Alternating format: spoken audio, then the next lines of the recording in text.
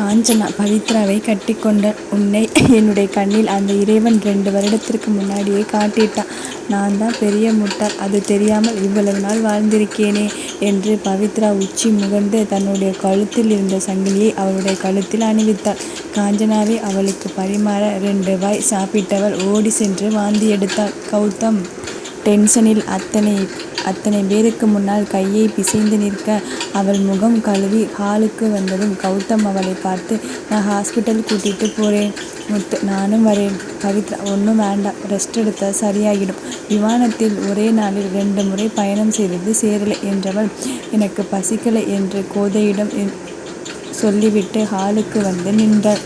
நீலம், கவிக்குட்டி இங்கே வாடா என்று அவருக்கு அருகில் அமர வைத்து கொண்டாள். பவித்ரா அவருக்கு அருகில் அமர்ந்தவள், அங்கிள், நீங்கள் எப்பவும் போல ரொம்ப ஹேண்ட்ஸமாக இருக்கீங்க. அவர் சிரிக்க பவித்ரா அருகில் ஸ்ரீதேவி உட்கார்ந்தாள். கௌதம் ராதாவை பார்த்து முறைக்க, நான் என்னடா பண்ணுவேன்? நீலன் அவளுடைய கையை பிடித்து கொண்டு, எப்படிடா இருக்கேன்? பவித்ரா, நான் நல்லா இருக்கேன் அங்கிள், ஆனால் ஒருத்தர் என்னுடைய வாழ்க்கையில் புகுந்து விளையாடுறாங்க. கௌதம் அவளை முறைத்தார். நீலன் கௌதமை பார்த்து, என்ன அவன் மிரட்டுறானா? பவித்ரா, ஆமாம் அங்கிள், தினமும் பொய் சொல்லுறார், கேட்டால் மிரட்டுறார், அப்புறம் எங்கள் வீட்டில் எல்லோரும் அவருக்கு தான் சப்போர்ட் என்று குழந்தையைப் போல புகார் அளித்தார். நீலன், அப்போது நம்ம வீட்டில் எல்லோரும் உனக்கு தான் சப்போர்ட், என்ன பண்ணலாம் அவனை? பவித்ரா, வலிக்காமல் அடிச்சிடுங்க. நீலன், ஏன்? பவித்ரா பாவம் என்று வெட்கப்பட்டார். ஸ்ரீதேவி பவித்ரா காதில், இதுவும் பிளானா? பவித்ரா உற்சாகமாக, அப்போதானே 2 அடி சேர்த்து விழும். ஸ்ரீதேவி வாயில் கை வைத்தார். கில்லாடிதான் போ. பவித்ரா சிரித்து கொண்டார். ஆனந்த், டே, நான் வீட்டுக்கு கிளம்புறேன். காஞ்சனா, ஆமாம், நாங்களும் கிளம்புறோம். நாளைக்கு நலனுக்கு கல்யாணம் இருக்கு, நீங்கள் எல்லோரும் வந்துடுங்க. முத்து, வந்துடுவோம், பொண்ணு எங்கள் வீட்டு பொண்ணாச்சு என்று சிரித்தார். ரூமுக்கு வந்தது தான் தாமதம். காஞ்சனா கௌதமை கத்த ஆரம்பித்தாள். அந்த பொண்ணு உன்மேல் எவ்வளவு பாசமாக இருக்குது. நீ என்னடானா பவித்ராவை பிடிக்காதுன்னு சொல்லியிருக்க. அந்த பொண்ணு மனசு எப்படி உடைஞ்சு போயிருக்கும். கௌதம், அம்மா அப்படி இல்லை. காஞ்சனா, என்ன நொல்லை, பேசாதே, உன்னை என்று முதுகில் விளாசினார். எருமை கைதான் வலிக்குது. அந்த பொண்ணுக்கு விரோதமாக யார் நடந்துக்கிட்டாலும் சும்மா விடமாட்டேன், ஜாக்கிரதை என்றவள் சற்று யோசித்து, ஆமாம், அந்த வீட்டில் நீ டாய்லெட் மட்டும்தான் கழுவலை போல, மற்ற எல்லாமே நடந்திருக்கு. கொஞ்சம் கூட வெட்கமே இல்லாமல் மாமியார் வீட்டில் உட்கார்ந்து சாப்பிட்டு இருக்கியே, உனக்கு ரத்தம் எங்கிருந்து வந்தது? பாரு, அந்த மனுஷன் இதுவரை என்னுடைய அம்மா வீட்டில் கை நனைச்சிருப்பாரா? நீரன், ஆமாம், உங்கள் அம்மா பேக் பண்ணி எடுத்துட்டு வந்துடுவா, கௌரவமாக இருக்க பழகிக்கணும் என்றதும் ராதாவும் ஸ்ரீதேவியும் சிரித்தனர். காஞ்சனா தலையில் அடித்து கொண்டாள். எனக்குன்னு வந்து சேர்ந்ததும் சரியில்லை, பிறந்ததும் சரியில்லை. நான் பேசாமல் சந்நியாசம் போயிடுறேன். நீங்களே ஆண்கள் ராஜ்யமாச்சே, நடத்துங்க. ஒரு பொம்பளை உங்களை கூட்டத்தில் வாழ முடியுமா? ஆண்கள் மூவரும் அமைதியாக உட்கார்ந்திருக்க கௌதம், அம்மா, நீ ஸ்ரீயையும் ஆண்கள் லிஸ்டில் கொண்டு வந்துட்ட. காஞ்சனா, இவ்வளவு நேரம் அடி வாங்கினியே, கொஞ்சமாவது சொரணை இருக்கா? கௌதம், 1 அடி 2 அடி வாங்கினா பரவாயில்ல, உங்களுக்கு போர் அடித்தா என்னை தானே அடிக்கிற. ஆனால் அம்மா, வர வர நீ பலசாலியாக மாறிக்கிட்டே இருக்க, வலிக்குது. காஞ்சனா கோபத்துடன், அடிங்க, ஆளுங்களும் மூஞ்சிகளையும் பாருங்க. கௌதம், அம்மா, ரவுடி ஜட்ஜ் ஆகலாம், ஆனால் ஜட்ஜ் ரவுடியாக ஆகக்கூடாது. உலகத்தில் நீதி நியாயம் இல்லாமல் போயிடும். காஞ்சனா, கொன்னுடுவேன். அந்த பொண்ணை எப்படி பயந்திருந்தா என்னை தேடி சென்னை வரை வந்திருக்கும். முதல்ல உன்னை உட்காருடா, எல்லாம் பனைமரம் மாதிரி வளர்ந்திருக்கீங்க என்று கௌதமை உட்கார வைத்து தலையில் நங்கென்று குட்டினாள். கௌதம், வலிக்குதுமா? காஞ்சனா கையை உதறி, வலிக்க தான் வலிக்கும் என்றதும் கௌதம் அவள் கையை பிடித்து, எங்கள் அம்மாவுக்கு வலிக்குது. காஞ்சனா, இப்படியே பேசி பேசி ஏமாத்திடு, அதே தான் அந்த பொண்ணு கூட சொல்லலாம். ஆனால் பவித்ரா ரொம்ப நல்ல பொண்ணுடா, உன்னுடைய வாழ்க்கை முழுமையாக போகுது, தயவு செய்து அந்த பொண்ணை சங்கடப்படுத்தாதே. கௌதம், அம்மா, அவதாம்மா. காஞ்சனா, சும்மா இரு, உன்னை பற்றியும் தெரியும், உங்கள் அப்பனை பற்றியும் தெரியும். ஏதோ நான் கொஞ்சம் உஷாராக இருந்ததா நீ எனக்கு வந்து பிறந்த, இல்லைன்னா ஜெயஸ்ரீக்கு பிறந்திருப்ப. கௌதம், ஜெயஸ்ரீ யாருமா அது? காஞ்சனா, உங்கள் மாமனாரோட தங்கச்சி. கௌதம், ஆமாம், அவங்க ரொம்ப நல்லவங்க. காஞ்சனா பொங்கிய கோபத்தை பல்லை கடித்து அடக்கி கொண்டு, ஆமாம், நான் தான் கெட்டவன். நீலன் குறுக்கே புகுந்தார். சும்மா சொல்லாத காஞ்சு குட்டி, எனக்கு எப்பவும் நீ தான் உயிர். காஞ்சனா, இந்த கொஞ்சலுக்கு குறைச்சல் இல்லை. கௌதம், அம்மா இப்போ சொல்லு, உனக்கு பவித்ராவை எப்படி தெரியும்? காஞ்சனா, அதுதான் சொன்னாலே காஃபி ஷாப்பில் பார்த்துருக்கோம்னு. கௌதம், உண்மை வேணும். காஞ்சனா, எனக்கு தூக்கம் வருது. என்னங்க, நாளைக்கு என்ன புடவை கட்டட்டும்? கௌதம், ஸோ நீங்கள் எல்லோரும் கல்யாணத்துக்கு வந்திருக்கீங்க, பையன் அடிபட்டுட்டான்னு பார்க்க வரலை. காஞ்சனா, என்னடா பண்ண சொன்னற? கௌதம், பையனுக்கு அடிபட்டுடுச்சே, இப்படி தனியாக கிடக்கிறானே, பொண்டாட்டி கூட விட்டுட்டு வருவோம்னு தோணுச்சா? ஸ்ரீதேவி கழுக்கென்று சிரித்தாள். கௌதம் அவளை ஒரு மாதிரி பார்க்க, ஸ்ரீதேவி, என்னவோ விட்டுட்டு வந்ததும் உன்னுடைய பொண்டாட்டி உனக்கு கைகால் அழுத்தி விட்டு தூங்க வைக்க போறாளா? காயம் பட்ட நினைவு கூட இல்லாமல் அவளை தூக்கிட்டு சுத்துற, அவள் ஜாலியாக தூங்குறான். கௌதம், உன்னோட புருஷன் என்னைக்காவது உன்னை தூக்கி இருக்கானா?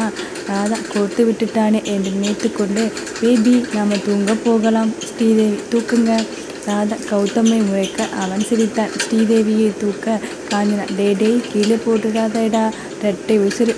ராதா, எல்லாம் தெரியும் என்று அறைக்குள் நுழைந்து கொண்டான். காஞ்சனா தூங்க செல்ல நீலன் தன்னுடைய ஆசை மகனுடன் தனித்து விடப்பட்டார். நீலன் கௌதமை பக்கத்தில் அழைக்க அவன் அவர் அருகில் அமர, ட்ரிங்க்ஸ் சாப்பிடலாமா? கௌதம், ஏன் பொண்டாட்டிக்கிட்ட அடி வாங்க ஆசையாக இருக்கா? சாருக்கு ஹாஸ்பிட்டல் போயிட்டு வந்து இன்னும் 1 மாதம் ஆகலை, ஞாபகம் இருக்கா? இல்லை, நீ குடி, நான் சும்மா உனக்கு கம்பெனி கொடுக்குறேன். கௌதம், வேண்டாம், என்ன பேசணுமோ பேசுங்க. நீலன், உன்னை நினச்சா ரொம்ப சந்தோஷமாக இருக்கு, பெருமையாகவும் இருக்கு என்று அவன் தலையை வருடினான். கௌதம் நீலனை வைத்த கண் வாங்காமல் பார்த்து கொண்டிருந்தான். நீலன், பவித்ரா ரொம்ப நல்ல பொண்ணு. ஒரு முறை உங்கள் அம்மா அவங்க அண்ணன் வீட்டுக்கு போகணும்னு ரொம்ப ஆர்ப்பாட்டம் செய்து சாப்பிடாமல் விரதம் இருந்து நான் கூட்டிகிட்டு போக வேண்டிய சூழ்நிலை. ஆனால் நான் உறுதியாக சொல்லிட்டேன், அவங்களுடைய வீட்டுக்குள் வரமாட்டேன், நீ போய் பேசிட்டு வானேன். நான் அவங்க வீட்டை விட்டு தள்ளி இருந்த ஒரு ஹோட்டலில் உட்கார்ந்திருந்தேன். உங்கள் அம்மா ரொம்ப நேரமாக வரவே இல்லை. பவித்ரா தான் உங்கள் அம்மாவை தோளில் சாய்த்து கொண்டு அழைத்து வந்தாள். எனக்கு அதிர்ச்சி. விசாரிக்க அவள் அண்ணன் வீட்டில் என்ன நடந்ததென்று சொல்லவே இல்லை. அமைதியாக அழுதாள். பவித்ரா கண்ணனுடைய மகளுடைய ஃப்ரெண்ட். அவள் அங்கே வீட்டில் இருக்கும் பொழுதுதான் உங்கள் அம்மாவை வீட்டுக்குள் வர வேண்டாம்னு துரத்தி கேவலப்படுத்தி இருக்கான். அம்மாவை கூட பார்க்க விடலை, வாசலில் தள்ளி விட்டுட்டான். அந்த விரக்தியில் அவள் அங்கேயே மயங்கி விழுந்துட்டாள். பவித்ரா தான் இதெல்லாம் பார்த்து கொண்டிருந்தவள் காஞ்சனாவை அழைத்து வந்தாள். வெளியே வந்ததும் என்ன சொன்னா தெரியுமா? அங்கே நடந்ததை சொல்லிவிட்டு, உங்களுக்குள் என்ன பிரச்சனைன்னு தெரியலை, நான் சின்ன பொண்ணு, அங்கே நடந்த பிரச்சனையில் என்ன பேசுறதுன்னு தெரியலை. ஆனால் நான் புரிஞ்சுக்கிட்டது என்னன்னா, அவங்க உங்களை புழு பூச்சியை விட கேவலமாக நினைக்கிறாங்கன்னு. ஏன்னா ஆண்டி மயங்கிட்டாங்கன்னு தண்ணி கேட்டதும் கூட யாரும் கொடுக்க முன் வரவில்லை. மதியாத தலைவாசல் மிதிக்காதேன்னு ஔவையார் சொல்லி இருக்காங்க. உங்கள் பெரியவங்க மனசில் என்ன இருக்குன்னு எனக்கு தெரியலை. ஆனால் நான் இந்த நிமிடம் கண்ணன் அங்கிளை பற்றி தெரிஞ்சுக்கிட்டேன். ஆண்டியை பத்திரமா பார்த்துக்கோங்கன்னு சொல்லிவிட்டு நகர்ந்தாள். அவள் அன்னைக்கு அவர்களை பற்றி என்ன நினச்சிருப்பான்னு நினைக்கிறேன். கண்டிப்பாக அவங்க நல்லவங்க இல்லைன்னு நினச்சிருப்பா. அதுதானே உண்மை. ஆனால் அந்த இடத்தில் அந்த பெண்ணோட தன்மானம் புரியுது. பெரியவர்கள் மேலே வச்சிருக்கும் மதிப்பு புரியுது. உள்ளே இருப்பவர்கள் உதவ முன் வரவில்லை என்றாலும் தன்னால் முடிந்த உதவியை செய்யணும்னு ஒரு மனசு புரியுது. அவள் உனக்கு சரியான மேட்ச். ஆனால் அந்த இன்னொரு பொண்ணு விஷயத்தை விட்டுடுப்பா. கௌதம், அப்பா, அது அவள் தான், வேற பொண்ணு இல்லை. வேணும்னு என்னை மாட்டி விட சூழ்ச்சி செய்திருக்கா. நீலன், விளையாட்டு பொண்ணுப்பா, நீ சொல்லற, நான் கேட்டுக்கிறேன். அந்த பொண்ணை ஏமாத்திடாதே. கௌதம், அப்பா, அவளை எனக்கு ரொம்ப பிடிச்சிருக்கு. I love her. இல்லை, ரொம்ப சந்தோஷம். ஆனால் அவளுக்கு உண்மையா இரு என்று சொல்லிவிட்டு நகர்ந்தாள். ஆனால் கௌதம் மனதுக்குள் கண்ணன் மேலே வெறுப்பு அதிகமானது. மறுநாள் காலை நலன் அணு திருமணம் பெரிய அளவில் நடத்தப்படவில்லை. முக்கிய ஆட்களை மட்டும் அழைத்திருந்தனர். கோயிலில் திருமணம் முடிந்து அவனுடைய ஹோட்டலில் சாப்பாடு ஏற்பாடு செய்திருந்தார். பவித்ரா குடும்பத்தினர், சதீஷ் மற்றும் கௌதம் குடும்பத்தினர் பங்கேற்றனர். இது தவிர நலன் குடும்பத்தில் முக்கிய நபர்கள் இருந்தனர். பவித்ரா அணு பக்கத்தில் தான் நின்று கொண்டிருந்தார். கௌதம் பவித்ராவிடம் சென்று, மேடம் கொஞ்சம் தனியாக வரீங்களா? பவித்ரா, அங்கிள் கிட்ட சொல்லிடுவேன், ஜாக்கிரதை. கௌதம் அவள் தோளில் கையை போட்டு, என்னடி மிரட்டுற? பவித்ரா விட போறீங்களா இல்லையா? கௌதம், நேற்று நீ போட்ட ட்ராமாவில் எங்கள் அம்மா நம்பி அடி வாங்கியதில் கூட நான் வருத்தப்படலை. ஆனால் எங்கள் அப்பாவையே சந்தேகப்பட வச்சிட்டியே. பவித்ரா இப்போ தெரியுது பொய் சொல்லி ஏமாத்தினா என்ன தண்டனைன்னு. கௌதம் நீ பொய் சொல்லி ஏமாத்தினதுக்கு தண்டனை கொடுக்க வேண்டாம். பவித்ரா ஆண்டி என்று கூப்பிட்டு கௌதம் திரும்பி பார்க்க அவனிடமிருந்து தப்பித்தான். கௌதம் மனதுக்குள் நீ மட்டும் மாட்டின உன்னை பிச்சு போட்டுறேன் என்று நினைத்து கொண்டு பார்ட்டி ஹாலுக்கு வர அனைவருக்கும் டிஃபன் ஏற்பாடாகி இருந்தது. சதீஷ் நிலா ஒரு பக்கம் ஒரே தட்டில் டிஃபனை வாங்கி கொண்டு சென்றுவிட அணுவை உட்கார வைத்துட்டு நலன் டிஃபன் எடுத்து வந்தான். அணு பக்கத்தில் பவித்ரா உட்கார்ந்திருக்க அவரவர் ஜோடிகளுக்கு உணவு எடுத்து வர பவித்ரா ஏக்கமாக கௌதமை பார்த்தாள். கௌதம் ஒரு விரலை காட்டி அவன் அருகே வரச் சொல்லி அழைக்க அவளோ முகத்தை திருப்பி கொண்டு அவளுக்கு அவளே உணவை எடுக்க சென்றுவிட்டாள். தட்டை எடுத்துக்கொண்டு வரிசையாக இட்லி, தோசை, பூரி என்று பரிமாறப்பட அவளுக்கு பசி இல்லாமல் போனது. கௌதம் சாப்பிடாமல் நின்றான். பவித்ரா வேண்டுமென்றே அவனை கண்டு கொள்ளாமல் உட்கார கௌதம் அவள் பக்கத்தில் உட்கார்ந்தான். பவித்ரா என்ன? கௌதம் ஊட்டி விடு. பவித்ரா மாட்டேன். கௌதம் சரி நான் ஊட்டி விடுறேன் என்று அவள் வாய்க்குள் உணவை தள்ள அவள் வேகமாக பாத்ரூம் நோக்கி ஓடினாள். கௌதம் பவி என்னாச்சு என்று பின்னாலே செல்ல அவள் வாந்தி எடுத்ததை பார்த்ததும் கோபமான என்னடி நான் ஊட்டி விட்டா அவ்வளவு பிடிக்கலையோ வாந்தி எடுக்கிற அப்படியே உள்ளே தள்ளு இல்லை கரண்டியை விட்டு தொண்டைக்கு உள்ளே குத்திடுவேன் என்று சொல்ல மறுபடியும் வாந்தி எடுத்தாள். கௌதம் சரிடி நீ வேற நான் வேற பார்த்துக்கலாம் எவ்வளவு நாளில் நான் பார்க்கிறேன் வந்துதானே ஆகணும். பவித்ரா அதெல்லாம் ஒன்றுமில்லை என்று நகர்ந்தாள். இவள் எந்த கேள்விக்கு இந்த பதிலை சொல்லுகிறாள் என்று புரியாமல் என்னிடம் வராமலே போயிடுவியா என்று சத்தமிட நேராக சென்று அணுவிடம் உட்கார்ந்தாள். ஆனால் என்னடி சாப்பிடலையா?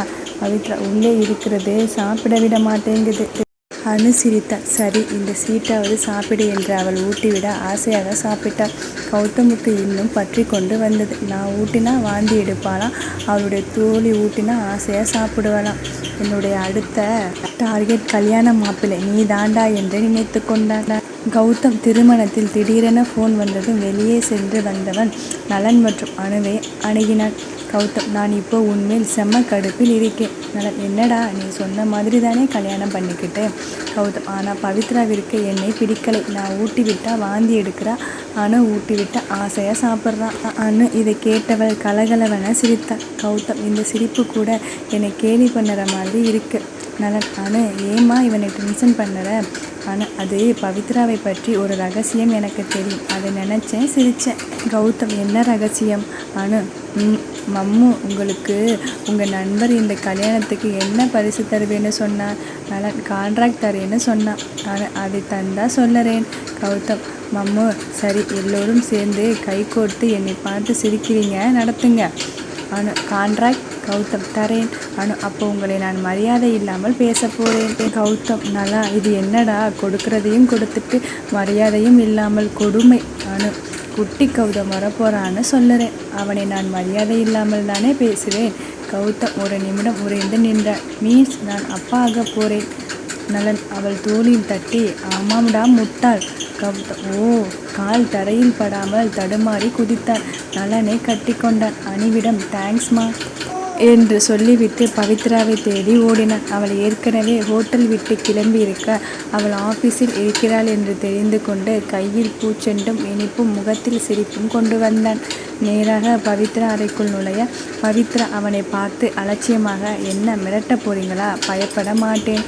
கௌதம் அவள் அருகில் வந்தவன் அவளை தூக்கி நெஞ்சோடு கட்டி கொண்டான். பவித்ரா முகத்தில் புன்னகை பிறந்தது. கௌதம் கையில் வைத்திருந்த ஸ்வீட்டை தன்னுடைய வாயில் போட்டுக்கொண்டு அவள் உதட்டில் முத்தமிட அவள் துள்ளினாள். தன்னுடைய வாயில் இருந்த இனிப்பு அவள் வாயில் கரைந்ததும் அவளை விடுவித்தான்.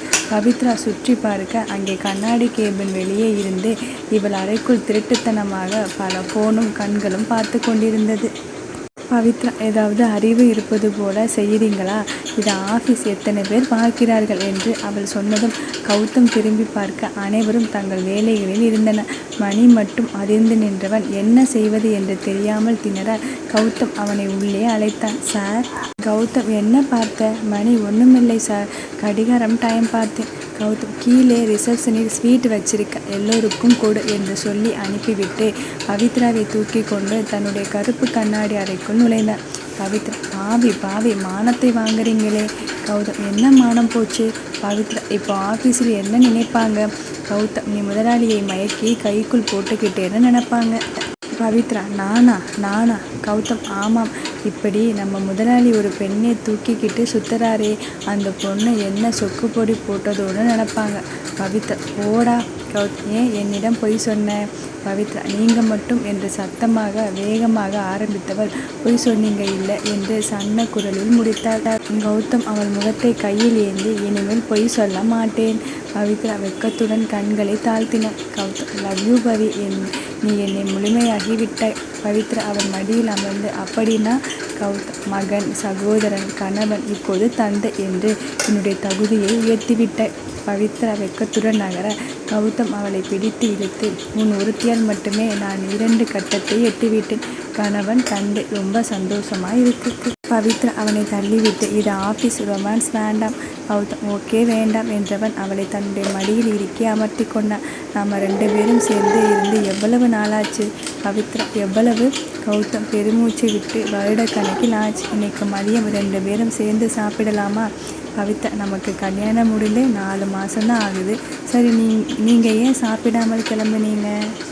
கௌதம் ஒரு சின்ன வேலை, அவசரம், அதனால் கிளம்பிட்டேன். பவித்ரா உதட்டை குவித்து, அப்படி என்ன அவசரமாம்? கௌதம் ஒருத்தருக்கு ரத்தம் தேவைப்பட்டது, அதனால் போயிட்டு வந்தேன்.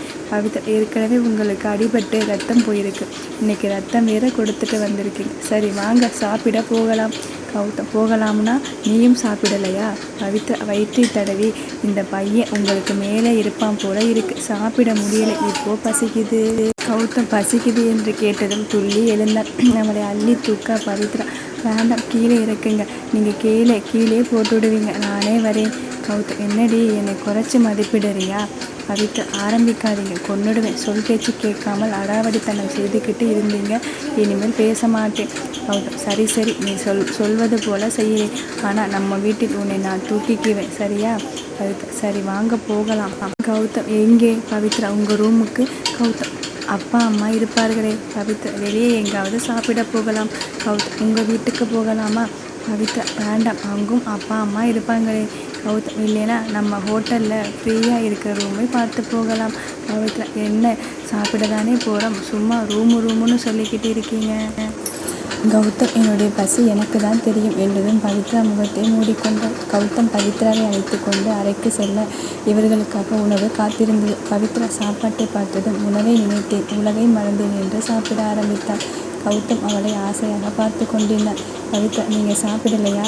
கௌதம் கையில் காயத்தை பாவமாக காட்ட பவித்ரா அவனுக்கு ஊட்டினாள். இருவரும் சாப்பிட்டு முடித்ததும் கௌதம் மார்பில் சாய்ந்து கொண்டு பவித்ரா இதை உங்கள் வீட்டில் எப்படி சொல்ல போறீங்க? கௌதம் எதை? பவித்ரா நான் கர்ப்பமாக இருக்கேன், என்னுடைய வயிற்றில் வளரும் குழந்தைக்கு நீங்கள் அப்பா, இந்த விஷயத்தை. கௌதம் திடுக்கிட்டான். எப்படி சொல்வது? நான் வேற வீட்டில் என்னுடைய விரல் கூட உண்மையில் படவே இல்லைன்னு சொல்லிட்டேனே. பவித்ரா ஐயோ இப்போ என்ன பண்ண? ஒரு மனுஷன் இப்படியெல்லாம் போய் சொல்லுவானா? விரல் கூட படாமல் குழந்தை எப்படி வந்ததுன்னு கேள்வி கேட்டால் என்ன பண்ண போகிறேன்? போச்சு, என்னை தப்பாக நினைக்க போகிறாங்க. கௌதம் உன்னை என்ன தப்பாக நினைப்பாங்க? பவித்ரா எப்படி கர்ப்பம் என்று முகத்தை மூடிக்கொண்டாள். கௌதம் இழுத்து அணைத்து, அதெல்லாம் நான் பார்த்துக்கிறேன், இப்போ நான் நீ மட்டும் கொஞ்சம் சண்டை இல்லாமல் பேசலாமே. பவித்ரா என்ன பேசலாமா? கௌதம் எதை பற்றி பேசினா நமக்கு சண்டை வராது? பவித்ரா என்ன பேசினாலும் சண்டை வரும், நீங்கள் அப்படி செய்திருக்கீங்க. கௌதம் அவளை முத்தமிட்டு, நமக்குள் இனிமேல் சண்டை வராது. பவித்ரா அவன் கைக்குள் அடங்கி இருவரும் ஒருவர் மூச்சு காற்றை இன்னொருவர் சுவாசித்து அமைதியாக அணைத்து கொண்டிருந்தனர். கௌதம் பவி உனக்கு இப்போ வாந்தி வரலை தானே? பவித்ரா இல்லை. கௌதம் ஹாஸ்பிட்டல் போகலாமா? பவித்ரா வேண்டாம், உங்கள் மேலே சாஞ்சு படுத்துக்கிட்டு இருந்தால் போதும். கௌதம் உனக்கு ஏதாவது ஆசை இருக்கா? பவித்ரா தினமும் உங்கள் முகத்தில் விழிக்கணும், உங்கள் கூட சாப்பிடணும், குட்டி சண்டை போட்டு நான் ஜெயிக்கணும், உங்களுக்காக காத்திருக்கணும், நீங்கள் வாங்கி வரும் மல்லிகைப்பூவை தலையில் வச்சுக்கணும், உங்கள் முகத்தை பார்த்து ரசிச்சுக்கிட்டே கண்ணை மூடி தூங்கணும், நான் தூங்கிய பிறகு நீங்கள் எனக்கு முத்தம் கொடுக்கணும், உங்களுடைய முழு அன்பையும் என் மேல் கொட்டணும், அப்பப்போ சர்ப்ரைஸ் கேட்டு கொடுக்கணும். கௌதம் ஓகே, உன்னுடைய ஆசைகள் நிறைவேற்றப்படும். பவித்ரா இன்றிலிருந்தே வா. கௌதம் இந்த நொடியிலிருந்து என்று சொல்லிவிட்டு தூங்கு என்று அவளை தட்டி கொடுத்தான். பவித்ரா அவனை கண் கொட்டாமல் பார்த்து கொண்டே இருந்தாள். கௌதம் புருவத்தை உயர்த்தி என்ன என்பது போல கேட்க, நீங்கள் ரொம்ப அழகாக இருக்கீங்க, நீங்கள் சின்ன வயசில் எப்படி இருந்திருப்பீங்கன்னு உங்கள் மகனை பார்த்து தான் நான் தெரிஞ்சுக்க போகிறேன். கௌதம் எனக்கு உன்னை மாதிரி ஒரு குட்டி பார்பிடால் தான் வேணும், கையில் வச்சுக்கிட்டு கொஞ்சிக்கிட்டே இருப்பேன். பவித்ரா நீங்கள் என்னை மட்டும்தான் கொஞ்சணும். கௌதம் நம்ம குழந்தையை கூட கொஞ்சம் கூடாதா? கௌதம் கொஞ்சலாக, ஆசையாக இருந்தால் குட்டி பவித்ராவை தூக்கி கொஞ்சக்கூடாதா ப்ளீஸ்? பவித்ரா கெஞ்சுவதை கேட்டு மனமிறங்கி, பரவாயில்லை, கொஞ்ச நேரம் கொஞ்சிக்கலாம். கௌதம் அவளை அணைத்து கொள்ள, பவித்ரா இப்படியே உங்கள் மேல் சாஞ்சிக்கிட்டேன்னா தூங்கிடுவேன். கௌதம் தூங்கு. பவித்ரா வேலை இருக்கே. கௌதம் நான் பார்த்துக்கிறேன். பவித்ரா ஓஹோ, இப்போ ஆஃபீஸ் போகலாம், அப்புறம் கொஞ்சிக்கலாம். கௌதம் சரி, நான் சீக்கிரம் கல்யாண ஏற்பாடு செய்ய சொல்லுறேன். இனி உன்னை விட்டு இருக்க முடியாது. பவித்ரா எனக்கும் தான். ஆனால் நீங்கள் எனக்கு சத்தியம் பண்ணியிருக்கீங்க என்னுடைய ஆசையை இன்றிலிருந்தே நிறைவேற்றுவேன்னு. கௌதம் எஸ், கண்டிப்பாக. சொல் மாற மாட்டேன். பவித்ரா ராத்திரி உங்களுக்காக காத்திருப்பேன் என்று சொல்லிவிட்டு எழுந்து நடந்தாள். கௌதம் முத்தம் கொடுத்துட்டு போ. பவித்ரா கன்னத்தில் முத்தமிட, இங்கே வேணும் என்று உதட்டை காட்ட, பவித்ரா முடியாதுப்பா, உங்களுடைய கோபத்தை என்னுடைய உதட்டில் தான் காட்டுவீங்க. மறுபடியும் காயமாகி எல்லோருடைய கேள்வி பார்வையில் இருந்து தப்பிக்க முடியாது. கௌதம் ஒரு சின்ன பெக். பவித்ரா சின்னதாக ஒரு முத்தத்தை வைத்துவிட்டு நகர்ந்தாள். கௌதம் அவளை அணைத்து கொண்டு ஆஃபீஸ் செல்ல, பவித்ரா கௌதம் மாமா. கௌதம் ஐயோ, என்னுடைய பொண்டாட்டி ஆசையாக கூப்பிட்றாளே. பவித்ரா நீங்கள் போங்க, நான் வந்துடுறேன் என்று வேறு பக்கம் திரும்ப. கௌதம் எங்கே போகிறேன்? பவித்ரா சும்மா அங்கிள் ஆண்டி பார்த்து அந்த ஆடியோவில் இருக்கும் பெண் நான் தான். சும்மா அவரை கலாட்டா பண்ண, அப்படி பேசிட்டேன்னு சொல்லி மன்னிப்பு கேட்டுட்டு வந்துடுறேன். கௌதம் வேண்டாம், நீ சும்மா விளையாடினேன் அவ்வளவுதானே, இதுக்காக நீ மன்னிப்பு கேட்கணும்னு அவசியம் இல்லை. பவித்ரா உங்களுக்கு கஷ்டமாக இருக்கும் இல்லை, உங்கள் அப்பா அம்மா உங்களை தப்பாக நினச்சிட்டாங்கன்னு. கௌதம் இல்லை, அவங்க என்னுடைய அப்பா அம்மா. இப்போ இல்லைனாலும் பிறகு புரிஞ்சுக்குவாங்க. ஆனால் நீ என்னுடைய பெஸ்ட். இப்போ நீ ஏதாவது சொல்லி அவங்க உன்னை தப்பாக நினைக்க மாட்டாங்க, அது வேறு விஷயம். ஆனால் பின்னாளில் எப்போவாவது என்னை பற்றி புகார் கொடுக்க போனேன்னா உன்னை முதலில் சந்தேகப்படுவாங்க. அதனால் வேண்டாம். பவித்ரா அப்படியே உறைந்து நின்றாள். நீங்கள் இப்படி நடந்துக்கிறது தான் எனக்கு கஷ்டமாக இருக்குது. எப்போவும் எனக்காகவே யோசிக்கிறீங்க. ஆனால் நான் கொஞ்சம் துடுக்குத்தனமாக உங்களை பழிவாங்க நினச்சி தப்பு செய்துட்டேன். கௌதம் அவள் நெற்றியில் செல்ல முத்தமிட்டு, நீ தப்பே பண்ணலை, நான் தப்பு செய்தேன், என்னை தண்டிக்க நினச்சி அப்படி செய்தேன், அதனால் எல்லாம் சரியாக போச்சு, வா ஆஃபீஸ் போகலாம். பவித்ரா கௌதம் வரமாட்டியா? அப்போ ஒன்று பண்ணலாம், அன்னைக்கு என்னை ஏற்றிவிட்டு என்னென்னவோ பேசின இல்லை, அதை செய்யலாம், வா.